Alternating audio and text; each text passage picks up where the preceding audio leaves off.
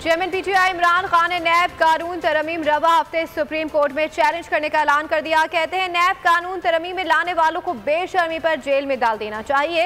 नैब तरमीम मुल्क पर बमबारी से भी बड़ा जुर्म है। मनी लॉन्ड्रिंग का तहकीकात का इख्तियार नैब से लेकर अपनी चोरी का लाइसेंस दिया गया।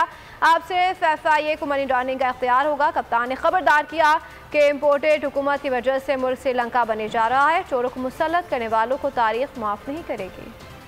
जो इन्होंने नैब के अंदर अमेंडमेंट्स किए हैं, पार्लियामेंट के अंदर ये जो गवर्नमेंट ने अमेंडमेंट्स किए हैं, जो मेन बात आज करना चाहता हूँ कि हमने फैसला किया है इसी हफ्ते सुप्रीम कोर्ट में इसको चैलेंज करने। इसका मतलब कि नवाज शरीफ और उनकी बेटी वो अब साफ पाक होकर निकल जाएंगी इस नई अमेंडमेंट में। ये जो अमेंडमेंट्स पास किए हैं, इस मुल्क का 1100 अरब रुपया चोरी का जो आना था वापस, वो अब ये सारों के ये फिर खा जाएंगे जिस तरह NRO 1 में खाया था। एक एक चीज मैं बताता हूँ कि हुआ क्या है, कैसे आसिफ जरदारी भी अब बच जाएंगे, नवाज शरीफ और उनकी बेटी मरियम शरीफ वो भी बच जाएंगे। अब कैसे वो सारे इनके पॉलिटिशियंस जिनके ऊपर केसेस थे नैब के अंदर, वो कैसे बचेंगे, आसिफ जरदारी फेक अकाउंट्स में कैसे बच जाएगा। इसका मतलब ये लाइसेंस है चोरी को, इन्होंने अपने आप को लाइसेंस दे दिया। ये जो पैसा है ये इनको बाहर भेजना पड़ता है क्योंकि पाकिस्तान में रखेंगे तो ये नजर आ जाएगा। जब तक हम बड़े बड़े चोरों को नहीं पकड़ेंगे, इन लोगों को इत्तेसाब नहीं करेंगे, यहाँ चोरी तो रुकनी नहीं लगी। अब जो इन्होंने अमेंडमेंट पास किए, ये नहीं कि सिर्फ ये बच जाएंगे, अब जो भी ताकतवर लोग पाकिस्तान में मनी लॉन्ड्रिंग करेंगे, जो पैसे चोरी करेंगे, ये सब अब बच जाएंगे इससे। और जो अवाम निकली है वो सिर्फ महंगाई के लिए नहीं निकली, वो ये जो इम्पोर्टेड हुकूमत आई है,